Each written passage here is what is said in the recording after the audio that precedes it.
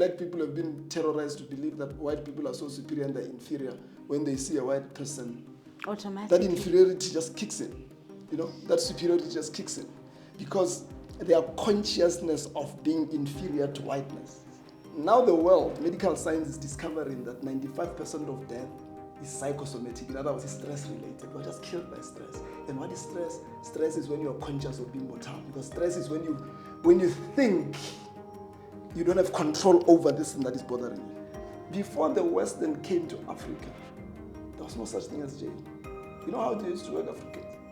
If you do something, if you don't listen to your parents, they take you to your uncle in another village. Your uncle is going to train you for a year on behavior. 12 months, you come back, we make you a party of a changed person. That's how we're rehabilitating society. Until the Western people, the Europeans came with jail. Jail is a European thing. That's why we didn't have that thing. in a world where Africans have lost their roots, it has become of vital importance to document our ways.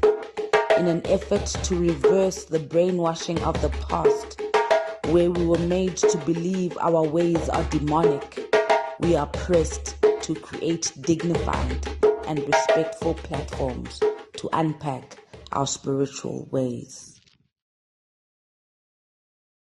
Moya Light, Moya Bright. Welcome back to another episode of Moya Political Series, where we try and bring you guests that are going to help you say the clever things in class. Thank you so much to everybody who is contributing to the channel. Thank you so much for the subscribers. Thank you especially to the members, and please and thank you, continue to watch the adverts. They are definitely making a big difference. So today, earlier on this year, if you remember, we went to the book launch of The Consciousness of Being of LUTHER LEBELO. It was actually a trilogy, if I remember well. This is the first one, book, so there's more that's coming. Yeah, so we thought we'd call you in. Thank you so much, Mr. Lebelo, for yes. So we want to go straight into it, Now we're not talking about you. I know it's the second time you come to Moya. Thank you so much for always honoring the invitation. No, thanks for inviting me. Now we want to get into this phase that you were in, because obviously life is a process. When we first spoke to you, you were obviously in a different space altogether. Yeah. And that ties into this kind of the work that you're doing here. So can you pick us up from there? We'll just sit back and listen. Oh yeah. No, the story of my life and the story of why I wrote the book is very tied to many events, but core of it was the SARS story. What happened to me at SARS, I explain it in the book. That life looked like it was going so well, and things started turning around. And, you kind of fall from a high horse, so to speak, and you go through this pain, and then later on you realize that no, it was not actually a pain, it was a process of transformation. Because we are just transforming. We've been transforming for 13.8 billion years. We've just been transforming from one form to the next.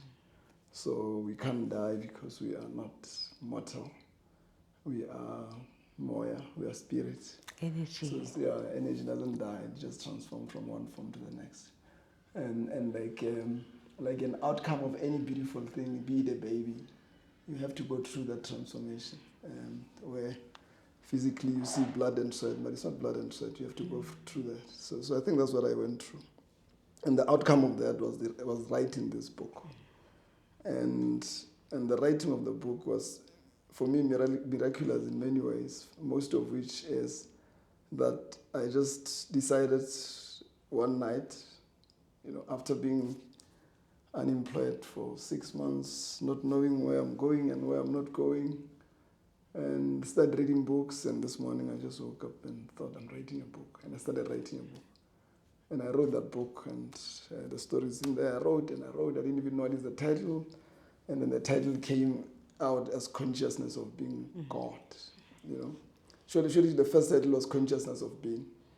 And then I realized later that no, actually this book can be broken down into 3. As I was writing, the book get big, and I realized I can break it into three, and that is where the trilogy thing came. But interestingly is that the first book became so big. So there's another book that will come, but it won't be this big, I hope. And that's how this book was born, Consciousness of Being. Consciousness of Being simply means, it's actually the story of the Bible. By the way, I discovered that the Bible has got nothing to do with religion. It's not a religious book. It has completely nothing to do with religion. It's a book written by metaphysicians, quantum scientists of the time, who were trying to tell us that this thing that we call Earth, this thing that we call a universe, is not physical. I'm not looking at you as a physical being. This thing is not physical. These are all energy. And our eyes, because they can only see one, actually, there is 99.9999% of the things we don't see. We see only 0.111%. So there is 99% of the things that are happening in now here that we are not even seeing. So that is what the universe is about. So what we see is an illusion. It's not reality, it's an illusion. We are all in energy. And that was proven, firstly by Professor Max Planck in 1900s. And that's why he was given a Nobel Prize, who discovered that actually the thing called the universe and everything in it, including us, we are nothing else but mind, thought. What a thought is an energy. So as I'm talking to you now, I'm transmitting energy from mind. So you've got a brain, you've got a mind, you've got a thought. So we are thought. And being thought, our purpose on earth is to create. And we create through thinking, using our thought. So what we are or what we are not is an outcome of our thoughts, right? So consciousness of being simply talks to the thought that you have perceived, that you have accepted as true to an extent that you are no longer part of that truth, but you are that truth. So if when you grow up, you make perceptions. Either you make perception that the world doesn't love me. You make perception that people don't love me. And as you make that perception, it doesn't get disturbed. And you end up believing in it so fully that it becomes part of you. That's consciousness of being. Consciousness of being. So consciousness of being is a state of being the belief to an extent that the two of you are no longer two but one. And when that happens, that's what we come to what we call a character. So let me just give this example. So you start with a thought. So everything starts with a thought. Everything. When you wake up in the morning, you get out of your bed, and for a second you don't know where you are, and then you realize, oh, I'm in my room. Oh, yes, it's Monday. Oh, yes, I've got a program of Moya at 10, so I must get. Everything starts with thought. So when you think, so you trigger a thought. After you trigger a thought, it triggers what you call an imagination. So once you say, oh, it's Monday, I must go to Moya, I've got a program in Moya. Whether you like it or not, your brain goes to Moya room, comes to this room, right? It doesn't even ask for your permission, it takes you there. And then the third thing that happens after that is emotion. So is the thought, the imagination, and the emotion or the feeling related to these two things. So if it's an exciting thing, you feel happy, And then what happens is that the three, when they are together, this is the Trinity, by the way. When they are together, they form what you call a belief. And that belief is what becomes a character. So one day when we are defining, they normally define you on social media, you're very interesting because I like it like that when many people think different about you. It means you are proper. You must never be this thing where people must just think, no, he's a good guy, he's a bad guy. It means you are living, because we are on this earth to live. So when they trying to define your character, or you are trying to define your own character, all you are doing, you are trying to define your fermented beliefs. Because those beliefs, you accept them, they become part of you, then they trigger your reaction, right? They trigger your reaction. So every reaction you have is an outcome of the belief you held. So that is very, very important. So it comes automatic, you're not even thinking. If black people have been terrorized to believe that white people are so superior and they're inferior, when they see a white person, automatically, that inferiority just kicks in. That superiority just kicks in. Because their consciousness of being inferior to whiteness. And the same thing with white people. Because their consciousness of being superior to black people, when they see black people, they can't help it. The inferiority button just kicks in. They start treating you somehow. And then it's a vicious cycle then, because it confirms your own belief that you're inferior. Why are they treating you like that? Then it goes like that. And that's why, I asked this question many times, that black people in South Africa, they're struggling. The land was violently stolen from them many years ago. And because of land, they are poor. There's no. You see, that's why the colonizer, when he colonizes, takes land, because in land there is oxygen, there is tree that gives you wood, there is water, underwater. So land gives you everything. If you want to cut over poverty, don't tell me about this thing of investors coming. Tell me about giving somebody land. Because when a person has got land, they'll plow, they'll plant their spinach, they'll have their own chickens, they'll own their own sheep, they'll never go hungry, right? But I'm politicizing now, but I want to make the point that does not make black people very angry. They talk on social media, they form political parties. After winning the political party, they go to parliament, they love blue lies, they forget. Yeah. It doesn't make them angry. But if you're saying to them, black people are monkeys, they get very, very angry. They will march and want to kill these white women who said they're monkeys. And I always wonder this contrast. Why being called a monkey makes you so angry, and this thing that is literally killing you, poverty, it doesn't make you get out of here and be as brave as you are. And those are product of consciousness, because one thing with consciousness is, and I came to this conclusion, and it might be a wrong conclusion, that the reason why we get very angry with that is because we have consciousness of being monkeys. So it talks to us, it touches the wound, because we've been believed that we're inferior. So monkey is it's just a concept of inferiority. It triggers that. I normally give an example that if you say to me, I'm a bit slim. If you say to me, you fat guy, I won't even hear that you're talking to me, right? Because I'm not conscious of being there. It doesn't resonate. It resonates with me, because it doesn't touch me.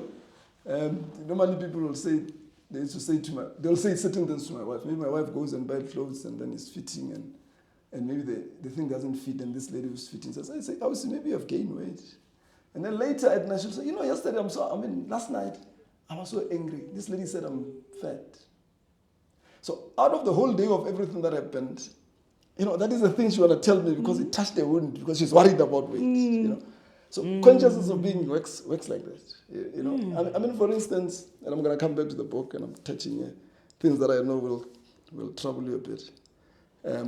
That when we grew up, there was this thing of black is beautiful. So black people used to walk the street and say, black is beautiful. And I was writing this book, I asked myself, what triggered that? I've never had a march where white people saying white is beautiful. And I came to the conclusion that the reason why we're doing that is because deep in us, we've accepted that we're not beautiful. Because when we walk the street and say black is beautiful, who are we talking to? We're not talking to whites. They're not even in the streets. We're talking to ourselves. But why do we feel we must tell ourselves? Imagine you just waking up in the morning and walk around, no, I'm slim. You can only do that if something is troubling you. So consciousness of being is that state of being to an extent that is running your affairs, is autopiloting your life. Things that makes you angry, things that makes you excited, things that makes you this and that and that. You're no longer in control. They're in your subconscious mind. They're in your subconscious mind. They're locked up in the subconscious. Now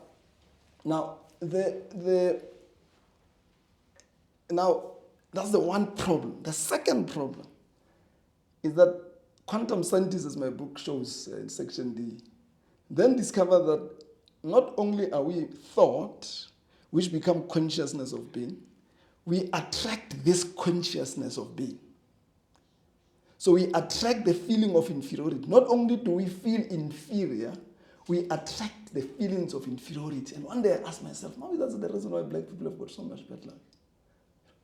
White people have got so much luck. You know, white people, if I'm a historian, I'm a politician who has been around. I look at history and I know if this happened, black people would have benefited, but it always slipped like that. It always slipped like that. Even where we are with this DA coalition, DANC coalition that they call GNO, it's not a GNO, obviously. It's just black people. Black people could have elected a leader that is going to look after them, and then 1 billion rand come and they bribe all black people, they take 10,000 rand and they elect somebody, and now they come. So, and I came to the conclusion that we are attracting all these bad things because we are consciousness of all these bad things running our lives. So our life is just a manifestation of our consciousness of being. So consciousness of being is exactly that is the beliefs that you have hold about yourself, others, and the world around you to an extent that not only are they you, but you continue to attract them. So Ntigi's life is not an outcome of some Satan and an outcome of some angry God. No. It's an outcome of the beliefs that he has accepted as true to an extent that that's part of that belief. Right? So it's a painful one, actually, because you then have to assume that actually poverty, triggered by colonialism and all that, but you continue to attract it because your consciousness of being poor. Actively. Yes, that's why even today, even if you can give 1 million rand to all South Africans, all of them, 60 million, 62 million, after 12 months you'll find poor people. Why? Because their consciousness of being poor. So the money is going to disappear. You know this thing of how I blew it stuff. Those people can't explain how the money got out. Because their consciousness of poor, the money just melts out of their hands. Right? So that is the thing. But consciousness, so that is a story about consciousness of being as a book. Remember, it has 3 levels. Consciousness of being as a book, then you've got consciousness of being God. The second book that is coming is going to be consciousness of being desire, and the other one is going to be called consciousness of being content. Now, the question is now, what is consciousness of being God? What does this mean? What is consciousness? Yeah. So, consciousness of being God is a state of mind where you reach a state where you believe that there is nothing impossible with you. So God is not a thing. God is a mindset of omnipotence, omnipower, omnipresence. So it's a state of being this thing. So God, there is nothing impossible with God. The Bible says that, which is not a religious book. There's nothing to do with religion. They're telling you about the energy. There is nothing impossible with this greater energy called God. There is nothing this greater energy called God can do. There's nothing this greater energy called God can be. And that's why if something bad happens and you're saying, I'm blaming Satan, you are insulting God. Because by implication you mean that Satan is more powerful than God.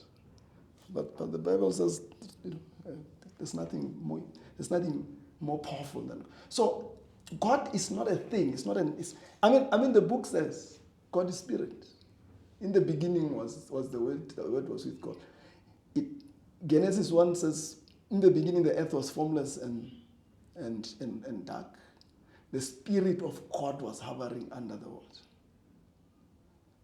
And because God did not like darkness and formless, then the word said, let there be light. But it's not the word. It's not a word because God can't talk. God is not a person. It's the thought.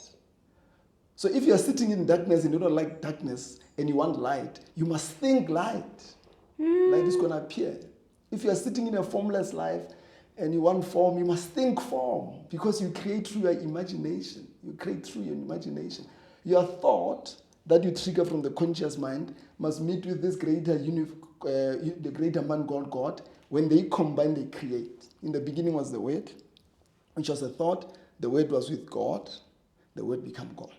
Because the moment your thought is aligned with the greater mind, the greater thought, the universe has got no choice but to give you the thing that you're imagining. So conscious of being God is a state where you walk, you talk, you feel that there is nothing impossible with you. The moment you reach that stage, which is the highest level of consciousness, which is called God, there is nothing that is going to be impossible with you. And the reason we are struggling It's because we are not consciousness of being God. In the book, there's a chapter that I love a lot called consciousness. I call it consciousness of being Adam. Consciousness of being mortal. The problem with the world is that we are consciousness of being mortal. We are consciousness of being limited. And because we are consciousness of being limited, and because we can only attract our consciousness, we continue to attract and manifest limitation. So the art is to rise from being conscious of being mortal to conscious of being the immortal. And you don't even rise because you're already mortal, you are spirit. You must just be aware. That's what you're saying, consciousness. You must just be aware that, no, I'm not this limited mortal. I'm this unlimited mortal. The moment you get there, you reach a state where this other greater mind, which is the same greater mind as God called Jesus, reaches. Because Jesus is not a human being. Jesus is a state of mind, of greatness. That's what they're saying. You can go there. He talks about this superiority, the divinity of God. It's not the divinity of a person or a thing. It's the divinity of that state of mind. So the struggle about life, every day when you wake up in the morning, the struggle about life is the struggle to be conscious of being God. We struggle like that. You look yourself in the mirror, and then you go through yourself. You look at this dress and you change it because you're trying to get this thing. Am I ready for the world? Right? But that's the struggle. That's why somewhere the same Paul says, I die daily. Because you die daily. Every day you are battling to say, you're going for an interview. I come for this interview. I struggle in my mind a bit to say, am I going to make it? Am I going to say the right thing? Everything's going to be fine. You do that all the time with your day. We die daily because the struggle is just to know that you are unlimited power. There is nothing that we can't be. There is nothing that we can't do. So that is, in essence, what consciousness of being God is about. You know what I want to know from you? Because as you're speaking, you're talking about where you put your energy is where the flow is going to go, and then it's going to grow. Yeah. Then I want, and the fact that we have to strive to reach a certain frequency to attract what we want. Yes. How then does this ingena kanjani in terms of good and evil coexist, the yin and yang concepts? Yes. Yes. So if you read my chapter there called Conscious of Being of Adam, I explain what is a sin. A sin is not about all the things that they say in church. A sin is a Greek word which means failure to achieve a mark. So if you've got a plan now to take Moya where it is, to put it at a level where it has 2 million followers, and you set it for 2 years and you don't reach that, you're committing a sin. So sin is when you fail to achieve the aim. That's a sin. So a state of being sinful is a state where you are consciousness of being Adam. In other words, you are consciousness of being mortal. You are consciousness of being limited. Because when you're conscious of being limited, already you have already said to yourself that there are certain things that I can't do. And the moment there are certain things you can't do, you are sinning. And that's why the same Bible says, no one hasn't sinned. All of us have sinned. Because at any point in time, we doubted our ability to do something. That moment when you doubt your ability to do something, you are sinning. Now, to be righteousness, the opposite of sin is righteousness. To be righteousness is to rise, to be conscious of being God. So when you're conscious of being God, you can't sin. That's why God can't sin. That's why Jesus can't sin. They can't be sinners. And I explain it a lot in my book. What does that mean? They can't be sinners because when you are in a state where anything is possible with you, you are not sinning. Because whatever that you aim to achieve, you achieve. So the question about God and evil is not a question of two forces. Is a question of which state of mind. You use the very important word, and I talk about it here. The universe is a radio. It's like a radio. It's a frequency. You pitch. Others are here. Others are here. Others are here. Others are here. Others are there. Consciousness of being God is to be at the very highest frequency. When you are at that highest frequency, where you can catch all the frequencies of metro and everything else. Is that achievable? That is conscious. Yes. That's the thrive to achieve. That's what, and I don't want to use the word Jesus because people then go into religion. Jesus the mind, not Jesus the one that they for you. You're going to have to unpack that for us. Oh. When you say Jesus the mind. Oh, yeah. So that's why Paul says in some of the verses here, I die daily. Because to reach that frequency and stay there is almost impossible, but it's not impossible. Why? Because when you were born, in our original being is the originality of being God. Is the originality of being conscious and of being God. Then we learn to this world. And it is explained very well in chapter 1 of Genesis. Here is this guy who was born, called Adam. Adam is told, you're going to run everything. You're going to run everything. At that point when Adam was told that you're going to run everything, right? You're going to feed everything you're going to run. He was conscious of being God. So he was born being conscious of being God, understanding himself that I'm like God. There's nothing I can do. Until they say some Satan came and said, no, you're not God. It's misleading you. You are below God. You think you're happening, you're not happening. You are limited. And the moment he accepts this conversation with the devil, he lost his consciousness of being God, and he dropped into the garden. He started to become a servant. So he lost his kingship and became a servant. But this is not Adam the person, it's Adam the mind. Because in our consciousness of being, when we land there, and Tsiki land there as a child, she has no limit. When you came to this world, okay, a little bit of difference, but there's a story I explained, but let's take it like this. You land, you've got no limit. By the way, you created yourself in your mother's womb. She never helped you to do anything. You come there, this very, very intelligent being that created itself.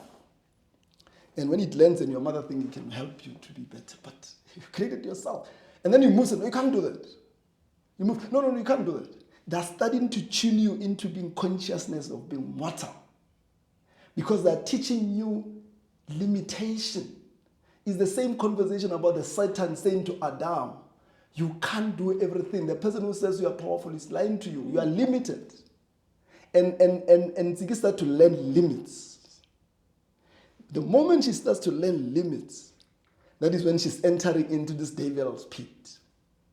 So hell is not a place somewhere there.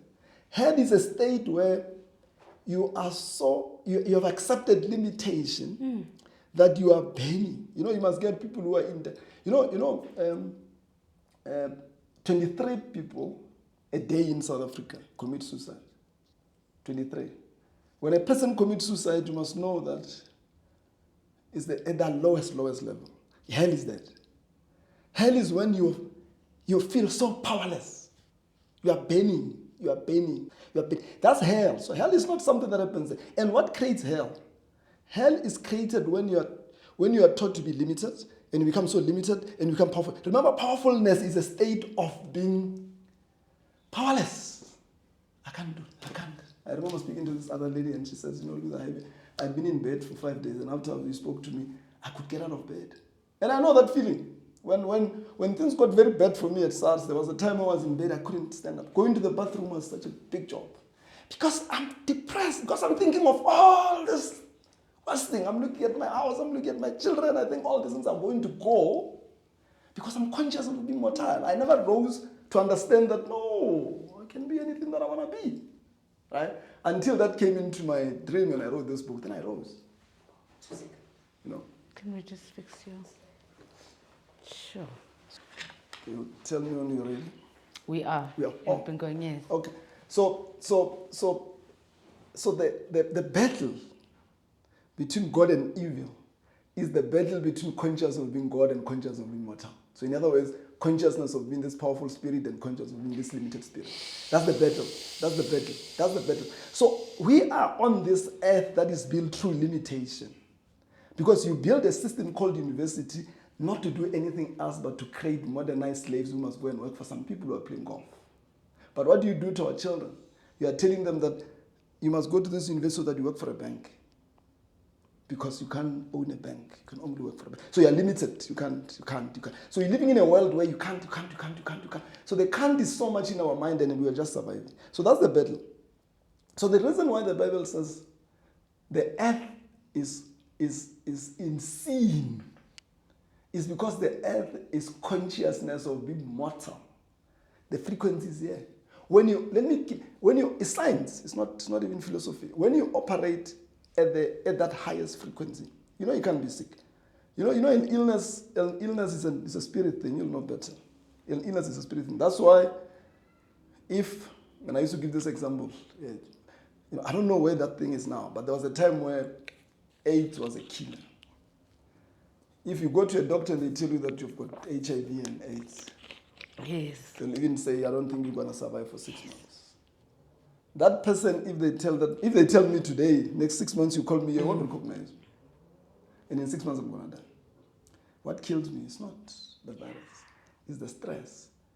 Now the world, medical science is discovering that 95% of death is psychosomatic. In other words, it's stress related. We're just killed by stress. And what is stress? Stress is when you're conscious of being mortal. Because stress is when you think you don't have control over this thing that is bothering you. So if you get to work now, they say they're going to retrench you. You go home and you get stressed. The first thing that you don't eat. The headache comes. Then you've got a pain that used to be there when you were giving birth 40 years ago. It's coming back.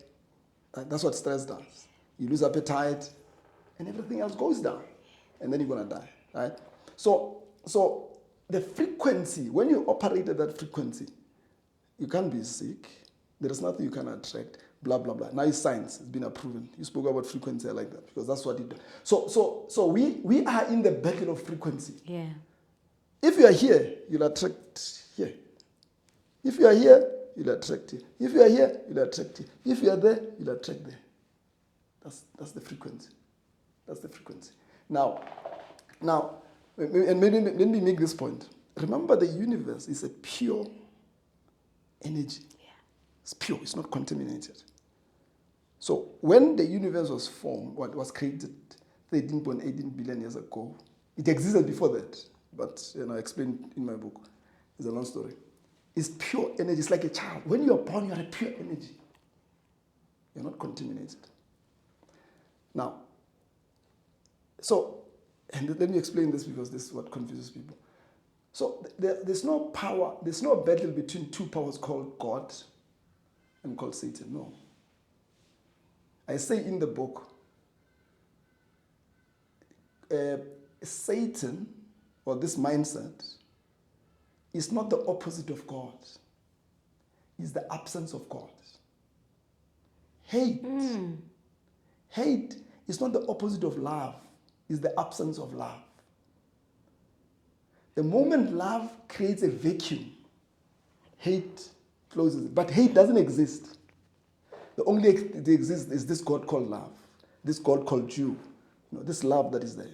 And the only reason we start to pick up hate, so when you watch documentaries and I see little children or people, whatever, you always go down and find that they were molested, blah, blah, blah, blah, blah. Because at that point when they were treated badly, their love selves dies and then evil came and then they start doing bad things. But because we don't have a plan, we build jail and we throw them there. Because we don't have a plan, because we can't deal with the root cause. The root cause is that there was a time where this love created a vacuum and hate came into the world. So the greater world that we should build is not the one where a 16-year-old steals candy at the shop, we throw them into jail and they come back as worse. But we do that because we don't have a plan. Actually, we do that because that is Western way of living. Before the Western came to Africa, there was no such thing as jail. You know how they used to work Africans? If you do something, if you don't listen to your parents, they take you to your uncle in another village. Your uncle is going to train you for a year on behavior. 12 months, you come back, we make you a party of a changed person. That's how we're rehabilitating society. Until the Western people, the Europeans came with jail. Jail is an European thing. That's why we didn't have that thing before they arrived here. But we had the same problem like any society, and we're resolving them not fire with fire.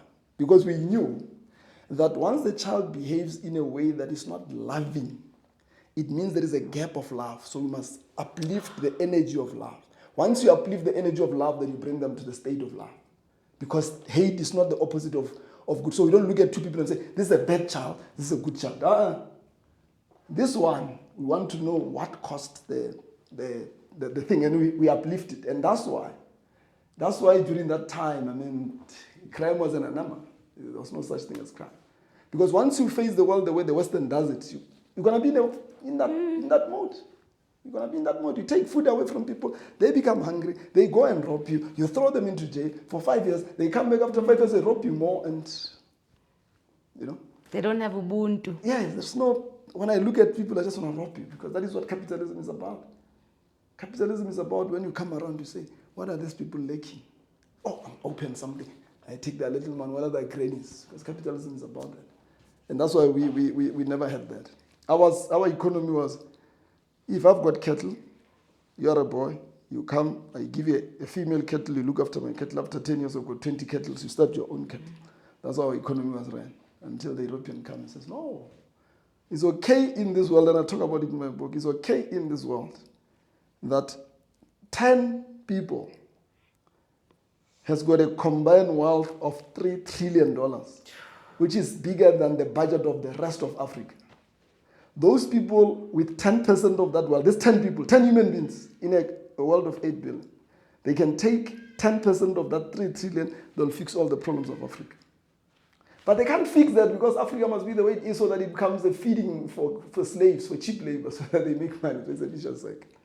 Yeah, so the concept really is that consciousness of being God is the battle to be God. And if you look at the Bible talks about that. They're saying this, Jews take stones. Jesus says, me and my Father are one. And they say they take stones, they want to kill him. He says, why are you killing me? When I say to you, me and my Father are one. Don't you see that my actions are the actions from my Father? They say, no, we can see that. But it's because in our culture, you can't equate yourself to God. He said, is it not written in your laws that you are gods? In my book, I talk about, there's a very important chapter, that I show you all the verses that shows that. The Bible is about telling us that you are God. You just need to be aware. You just need to be conscious of being that God. The moment you're conscious about that God, which is that frequency, the sky is the limit for you. Why do you say we are God?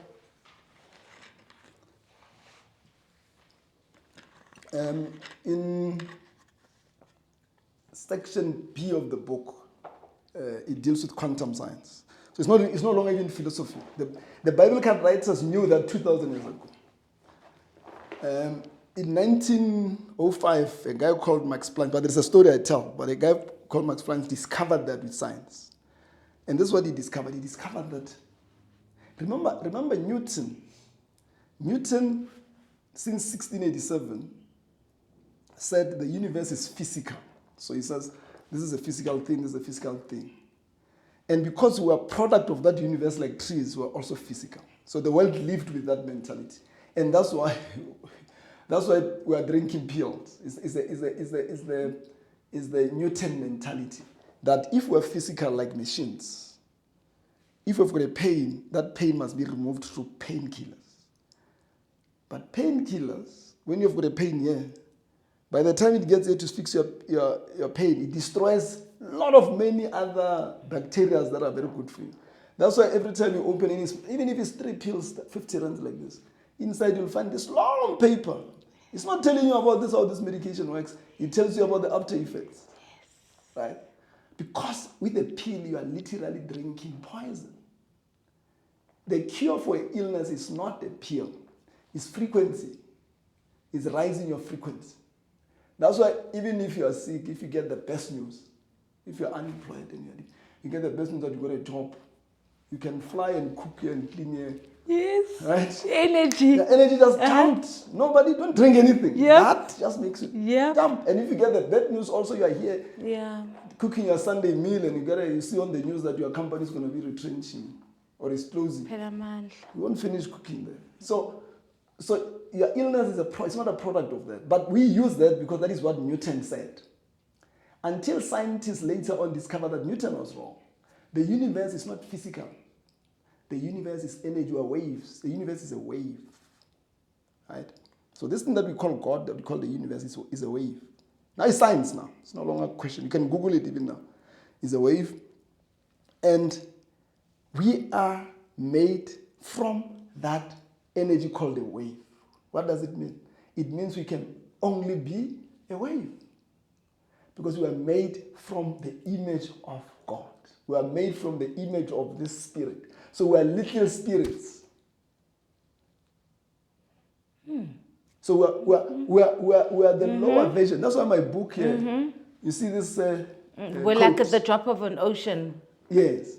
The ocean, we are the ocean. Yes, in the form of a drop. Yes. The only difference is that Yes. we're a fleshy form of God. Yes. This is a fleshy form of, this is a woody form of God.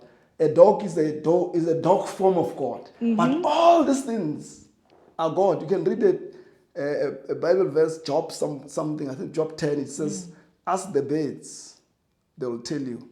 Ask the fish, they will tell you that in the hand of every creature, there is a spirit of God. In everything that exists in this earth, including that steel, there is God there. So all of us are, if you like, are little gods, And I explain it more in my book. So I give you an example of an Arctic Ocean. You see an Arctic Ocean. So an Arctic Ocean is an ocean that has got iceberg inside, huge iceberg. But that conversation is not true. Because once I say the Arctic Ocean has got iceberg, I create an assumption that there are two things in that place. It's the ocean and iceberg, but that's not true. The iceberg are nothing else but this ocean water in an icy form. Right? And then what happens when they get heat and they melt? What happens to this ice? It goes back to the ocean. But technically, it's not even going back to the ocean because it was always connected to the ocean. It changed form. Yes. Back to a watery form, which was its original self. So when you die, you don't die. There's no such thing as death. You just melt into your original form. That's what the Bible says, when I die, go back to God. You are like that ice. You're just melting back now. You are taking a different form. And you've been taking this form, by the way, for millions and millions of years. You have never died. You've just been transforming. So we are this God. It creates itself into different things. And why it does that? That's why there is a verse, Ephesians something 3:16 or something. It says, godly is godly of mystery of godliness. God was manifested in flesh and live among us. The mystery of godliness. You must Google it. It's a very lovely verse. Are you saying we are reincarnated? Yes, we are just one thing called this ocean called Earth that comes in different forms and goes back. We're in a game. We're playing here. We're in a game. We're here to have fun. We just here to have fun. And then we do this. You come as a human being. Now you're antique. You're testing how it is to be a human being. You disappear. You come back as something else. That's what you've been doing for millions of years. We're just here. In my book, I say we're here to test how is it to be human. Because in the ocean, in the pure ocean, there is only absoluteness, which is energy. So we are an absolute called the flesh. We're just here to feel how it is to be formed. And then you go back.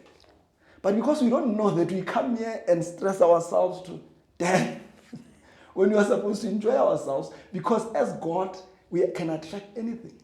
So we're just here to manifest anything we want, manifest and first enjoy it. After 70 years, after 8 years, so, I'm bored now. We're going. Something else comes. And that's the beauty of life. We're just here. We're both the music and the dance. I say in the book, the movie, the writer of the movie, the director of the movie, the name of the movie, we're everything. You keep making this example with water, and water is so fascinating. Yeah. And I want you to unpack it a bit because it's 70% of who we are. It's 70% of the world. So therefore, that's saying something. Yeah, not even 70%, 100% of the water. The very same material that water is made out of is what you are made out of. So what does that mean? That's why your body, your brain is full of water. It is 70% of the water stuck in your brain. Because that's who you are, you are water. You are this I am that I am. There is a chapter that I talk about I am. You are this I am that I am, which means I am that I am. Means I am nothing but that which I assume myself to be. So if I assume myself to be this important person, I become important. If I assume myself to be a slave, I become a slave. If I assume myself, I am that. God said to Moses, But not Moses the person. Moses the mindset. He asked him, he says, why must I tell the people of Israel? He said, tell them that I am, and that is my name for future generation. You are that. So when you look at Nsiki, all we're seeing is that. And what is that? Is Nsiki's combined thoughts, which runs her affairs, which makes her attract the things that you attract. But you are water, you are wood, you are everything else. But all of us are that molecule called water. All of us. Because the material that water is made out of now, scientists are discovering that we're made out of the same thing. That's what I was saying. That's why. And the only thing that I like about COVID is that it made us realize the power of herbal medicine. And you know why you can't, somebody used to say about this traditional doctors, when they give you medicine, how do they measure it like white? You know why the Western medicine, they must measure it? Because it's poison. If you drink more pills, you're gonna die. Because it's poison. But you can't die with this. You know, if you drink herbal, your body's just gonna reject it. At worst, you can vomit it out. Because it's not poison. So your body is made out of this herb. Yeah. So when you drink a herb, you are just strengthening this herb called yourself. And then you are in that process. That's the only thing I like about, because before the COVID, black people were made to believe that this Western medicine that is nicely packaged, is style, is modern, is blah, blah, blah, blah. But now the world has discovered the biggest organization that makes money in the world, that runs the whole, that appoint presidents, is the pharmaceutical company. Billions of people drink boxes and boxes of this poison every month. They're addicted to that thing. Actually, you're talking about drugs when you're talking off. Research has shown that the legal drugs, which is what we're drinking, kills more people than the illegal drugs. More people are dying from what we call the legal drugs from pharmaceutical companies than the illegal drugs. So the problem of this world is not even the illegal drugs. It's now the legal drugs. Because that is what is killing people. They drink that thing, the body gets, like what happened to Michael Jackson and all that, the body gets overwhelmed by these drugs and they just die. And they are touched because it's a poison. But you can't die from drinking herbs. Because why? Because you are herbs. Remember, you are everything else and everything else. Exactly. You see, you are nature. You are nature. That's the perfect way.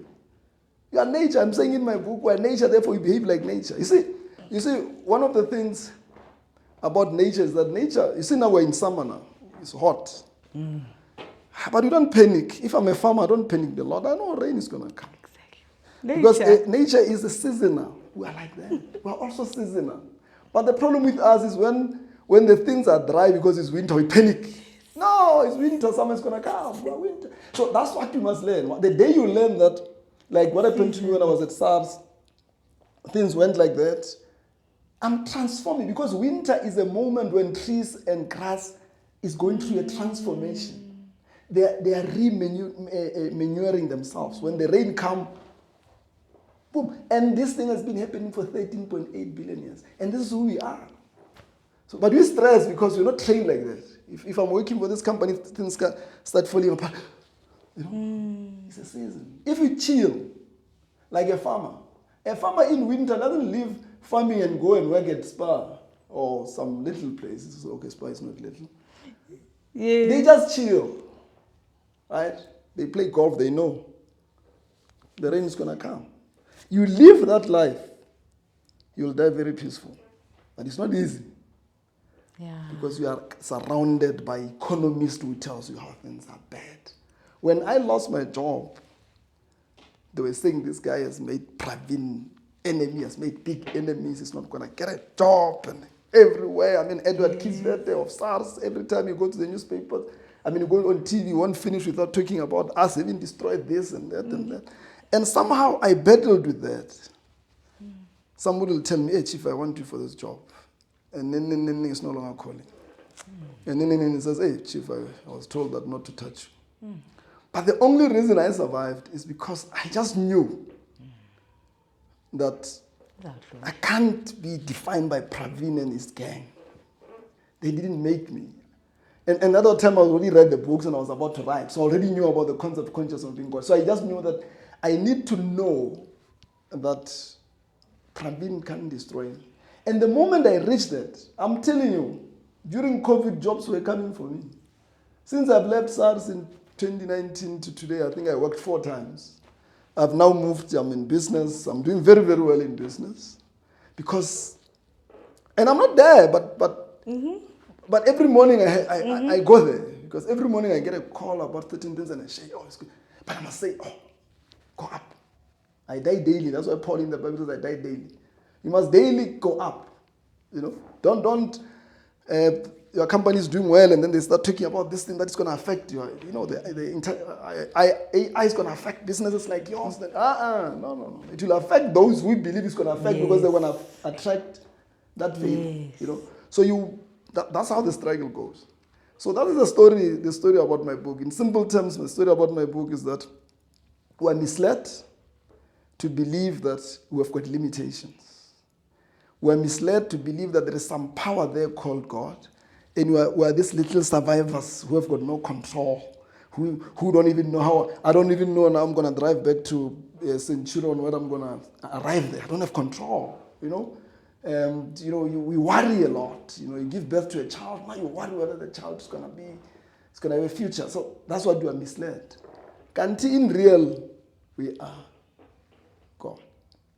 And the only reason we are not behaving the way God behaves is because we are not conscious of being Him. But not God the thing, God the greater mind, the greater spirit. God is a greater spirit. That's why even in the Bible when they refer to God, the spirit, they write it in capital letter. But that is a greater spirit. Right? So the presence of Jesus here, Jesus the mind, was to show us how to get there. Is that then the divine self? Because that's, you speak of the divine self in the book. So the story about the writers of this powerful chapter on Jesus is how to move from being mortal to the greater God. That's what the story is about. And how did it happen? How did he get there? He transformed. He died a painful death. It was only after rising from the painful death that he went up to God. And you see, speaking now is ruling. What does it mean? It means for you to go there, you must die of the current intiki. That death about Jesus Christ dying in resurrection is not the real death. It's the death from a mortal mind to an immortal mind. You go through pain to move from here to there. But once you win this pain, you're there. And all you are trying to do now, you are trying to get there. Like you're saying, is it possible? You are trying to get there. Exactly. Yeah. But you don't have to get there, but thrive to get there. Because for every frequency increase, it improves your health. It improves your happiness. It improves your level of attraction. Exactly. But what's the how? One how, awareness, consciousness, awareness. Because awareness, when you're sitting there and you're starting having thoughts, that puts doubt in the success of Moya as an organization. The awareness that I'm God is the one that you work. It's awareness. Don't work hard. Don't sweat. Don't go to church. Don't scream. Yeah. It's awareness. Continuous reminding of yourself that the world is not as bad. If I think the world is falling apart, I'm gonna attract events that reflect the world that is falling apart. Because when you are saying the world is falling apart, others are finding the world such a marvel. During war, people are making more money during war. During COVID, people made more money because when COVID comes, they see opportunity. During load shedding, people make. So it's about that. It's about continuously reminding yourself that you have been misled to believe that you are a mortal being with limitation when you are not a mortal being. You know better. You are. You send me a WhatsApp and say, I'm a Moya. I'm a spirit. This spirit is the spirit which is the portion of the greater spirit called God. And therefore, because you are derived from this superpower spirit, you can only have superpowers. How can you be derived? How can a water derived from the ocean have less superpowers than the water in the ocean? If the water in the ocean can kill bugs in my stomach, When I get it with the cup to kill, because it's the same material. You are made with the same material that God or this bigger spirit is made out of. How can you have less powers? You're only having less powers because you've been convinced that you've got less powers. And because your consciousness of having less powers, you are now in a position where you are attracting, I say in the book that you've been, a lion has been reduced to believe that he's a cat, and instead of catching bigger things, it's catching rats. That's what we're doing.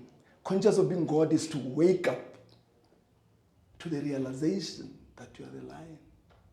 That's why if you look at the picture of my book, you see the picture of my book is a lion coming out of the clouds. Conscious of being God is when you are breaking these walls, rising and being aware that I'm God. Once you reach that, you just become this God that the Bible. So if you want to see how powerful the Bible is, it's not a religious book. People hijacked it and are making a lot of money out of it because they're working on their vulnerability. Take the Bible, read the Bible, where they're saying God said or God put Ntsiki, and read that sentence again. You will never look at the Bible again. Whenever they use the word God or Jesus, replace that with Ntsiki and read that sentence again. And you pick few of those and you do that before you sleep every night. You'll be shocked what is going to happen. Because when they refer to God, they're not referring to that, they're referring to Ntsiki. That Bible is written for you to tell you about yourself. Remove God, put in Ntsiki, remove Jesus, put in Ntsiki, and read that sentence again. Oh, Ntsiki, yo, thank me. Because you'll be hearing the real Ntsiki, not this one. This one is not real. This one is a conditioned one. We've been told the world is about the struggle, you must fight. And then you attract fights. You're always in this vicious cycle because you're attracting what you're conscious of. You attract what you're conscious of being. But the moment you rise and say, I can't be in a struggle. God can't be in a struggle. How can God be in a struggle? Because if he wants rain now, he'll just press a button, rain will come. So he can't be struggling with drought. He can't be struggling with anything. Yet we've got a God here who's been convinced that he's struggling. He's struggling and he's panicking. So my book in the main, and that's why I say break it to my friends, but it will take time. That I know that this book is one of the most greatest and the most powerful books. The time it catches fire, those who will accept this message will never be this. I'm not there, by the way. This is a funny thing. I've written this 670-page book, but I'm not there because it's not easy. It's not easy. You lose a job, or they are told the job, the fear comes. Why? Because the fear has been inflicted in you so deeply that you don't have control. But the problem is not the fear, the problem is recovering from it. That's the how. The issues are recovering from it. So it hits you, but you say, no, by the way, I'm God. Oh, this is nothing. Watch me. And you must convince you must be consciousness of being God. You must not say it because people say it. People walk around and say, there's nothing impossible with me. Can't it deep conscious of being there? They are burning here. So conscious of being God is when your whole being believe that there is nothing impossible with it. Or at least, if not the whole being, but the better part of the being. So 80% of you must believe that nobody's going to destroy you. By the way, there have been a lot of people who have been trying to destroy you, many of which you don't even know. And they don't even know why they are not willing to destroy you. Because at some point you rise as well. Yes. So when you rise, you clear evil. You clear limitation. As you rise, you clear limitation. So imagine if you can rise and stay there for some time. Imagine what will happen to your life. So the struggle of life is about that. It's about just increase your frequency. We're like a radio frequency. That's who we are. We've been put there by the system, deliberately. The people who are making money, who are powerful, they understand this law, the law of conscious of being. And they tell us so that we struggle. When we are crying that we want employment, we just want to be slaves. We are crying to be slaves, to work for someone. I just cry. So the system has put us in a way that we cry. I'll write a book one day. Remember, many years ago, the West, the Europeans came and took Africans to be slaves that side in Europe. through ship, which is called slavery. But today they don't do that. Black people climb boats and ship to try to go to Europe. No white guy forces them. They volunteer in slavery. You see how the system has worked? So we're crying about slavery now, we're late. Where we are today is where we're literally fighting to get a boat, to get into risk all this life of going into Europe through a boat just to get a job. That's how we've been reduced to a god. Adam, who was a god, was reduced into servant. That's who we are. And our struggle is to go back. I say in the book, that chapter that I like, I say the struggle, the Bible is about a king who lost his kingdom, who must now go back and claim his kingdom. That's what they talk about. Who's the guy in the Bible? Not Moses, Abraham. God says to Abraham, Abraham, look at this land. This is the land that I had a plan for you and your children. I want you to go and get all your children, take them back to that land. It's not Abraham the person, it's Abraham the mindset. Infuse people with the mindset that I'm infusing you, which is the mindset of God. Because it's only through the mindset of God that they'll go back to Eden, where there is no limit, where there is nothing that they seek and they cannot find called heaven. Later on is Jesus. It's a story of Moses. Take my children away from Egypt, from pain, take them to Canaan. Then it's Abraham. Then it's Jesus. These are not different stories of people. It's the different authors writing about the same story. We are saying Jesus is here to take us to heaven. And he came and he showed us, for you to go to heaven, you must die of the current mentality of being mortal and rise to this frequency. Then you are in heaven. Heaven is that place where the frequency is so high that you can't catch illness, there is nothing you can't attract, blah, blah, blah, blah. That's heaven. So it's not a place. It's a frequency where nothing is impossible. That's why you're saying heaven will be with God, because God is in a place where nothing is impossible. Yeah. So that's the story. It's an amazing thing. Thank you so much. But I talk about it. There's a concept, as you know, cognitive dissonance. Yes. You have to die in order to rise. The old has to die for the new to rise. And it's a painful death, like it has been seen with Jesus. The writers of the story of Jesus about the pain of Jesus dying, it's not a real story. It's a depiction of the pain you must go through if you want to rise. That's what it means. That's why most of the people will tell them this story, they'll say, this one is joking. Is it possible to be there? I'll stay here. Because to die, it's not easy. I'm not dead. I try. Before I read this book, people used to think I'm confident. Luther's confident, whatever. I was not confident. I was just a little bit higher than the ordinary person. Now I'm trying to be here. But the struggle is just to go there. But you need to reach a point where one day you walk out of here and you feel like a lion that walks in the jungle and knows that I'm the king. Yeah? And that's why they say a lion does not spend sleepless nights over the opinion of a sheep. Yeah. You must reach that point. Because when you think you're a lion, you'll never even hear people saying anything on Twitter because they're not talking to you. Because you've got bigger things to be excited about. Thank you so much. Thank you. Thank you. We really appreciate you. Same here. There's still so much. I'm sure we're going to cut you back again because you still have to, obviously, because it's a trilogy, but we have to unpack that three. Oh, yes. That Holy Trinity, what it actually is, because you're saying that it's not what. Yeah. So my book is 3 parts. So when you talk about Trinity, which no religious person can explain. Yes. God the Father, God the Son, God the Holy Spirit, God of Abraham, God of Isaac. The Father, the child, the mother. Yes.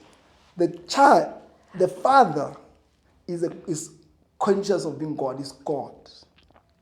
The Son is the seed. The Holy Spirit is an outcome of your prayer. So, in the beginning was the Word. In the beginning was the prayer. When you pray, you think. When you think, the thought goes into this God. In the beginning was the Word was with God. So the moment you think, you trigger a thought, it goes to God. Mm-hmm. And God does one thing. Every time you trigger a thought, God does one thing. What does He do? He creates that thought. That's God's job. That's why He says, whatever you ask in my name, you shall get. If you ask poverty in my name, I'm going to give you.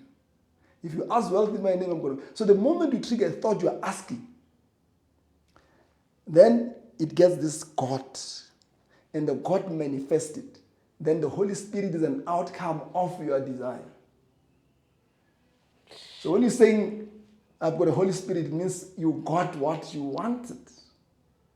And what you have been getting in your life is nothing else than what which you have been asking. There is nothing that God has given you that you didn't ask for. Even the bad. Yes, everything. Because the moment you trigger a thought, God doesn't ask questions. That's why Jesus says, I'm not here to be served, I'm here to serve. I'm here to serve your thoughts. You want this thought, man, it's just to develop it. That's why He says, whatever you are asked. Oh, that's why you said awareness earlier on. It's just awareness. You must, I give an example, and maybe this is my last comment. I don't know how much time you still have. Think like this. Take this table as a blank page. Right? Let's play this game. So the name of the game is that this is a blank page. You've got a pen. Whatever you write here, it manifests into real life, into your life. Right? So if you write, because I'm black, I'll obviously be poor, then you become poor. If you write wealth, whatever you write, because let's assume that is a game. Will you ever write something that you don't want to happen? Hell no. But that's what we've been writing through thought. Thought is that mighty pen that you keep writing on this blank page, and it happens on the other side, and you cry because you're not aware that is that I'm the one who wrote this thing. So your life is an outcome of your own thoughts. You have been creating it through your image. You create your life through your image. Let's create man in our image. Man means our prayer. Let's create our desire. Let's create the Word. In the beginning was the Word was with God, the Word was God. The Word becoming an outcome. That's what we've been doing. But we're not aware. We keep writing the things we don't like. And when they happen, they confirm our writing, and we believe more about our limitation, and we've been doing limitation, and we're spinning. But the very, very clever guys who read the Bible then says, no, don't lose hope. You can still revive. That's what they say, you can still repent. So you're not sinful to death. And they use an example of the prodigal son. They said the prodigal son there was inheritance that he was supposed to inherit. He got greedy. He decided to take whatever that is there. His mentality of lack. I talk about mentality of lack. Because he thought this wealth is going to run, then he'd run with it. And then because he's got mentality of lack is that when I was talking about giving people 1 million, everything got lost. He was eating with pigs. But when he came back to the father, actually it says that his father was waiting for him. When he came back, the father welcomed him and he got all the wealth. That story is not a story of a real person. It's the story of shifting of minds to say that though you're now eating with pigs, because that is what 99% of the world does, you can still be conscious of being God and get your inheritance because it's in abundance. The universe is based on abundance. That's why the oxygen that you found, you're going to live it. The sun, you're going to live it. The trees, you're going to live it. There's a chapter explain just how abundant this universe is. We pay this electricity. We're not supposed to pay for this electricity. Nikola Tesla discovered that we don't have to pay for this electricity. He had a product where he wanted to be sponsored to produce free electricity. And they couldn't sponsor it, the banks, and they poisoned him and they turned him off because it's going to kill business. Because the universe is energy. The universe is electricity. We're electromagnetic beings. We're electronic magnetic fields. Us as human beings. You have a lot of electricity, by the way. Yeah. Science is discovering now that if you run for 10 kilometers, you can plug here, you'll switch on this out. What? With your own electricity. Yes. You can Google them. Those scientific discoveries are there, but they are suppressing them because they still have to make money. Like they suppress HIV to make money. They suppress the cure for TB to make money. They do that. They suppress all these things so that until they make enough money for themselves. So even with the world of quantum science, I can tell you now, the world has accepted what Professor Max Planck accepted, the universe is science. That your illness is not an outcome. You don't need a pill. You just need to think differently. Thank you so much, Mr. Lebelo. Thank you. Sure. Fascinating stuff here, guys. Sure. Yeah, we'll call him again. Don't worry. Thank you so much to everybody contributing once again. Thank you to all the subscribers, especially the members. And please continue to watch the adverts. Thank you to the whole team. And we'll see you guys again next time.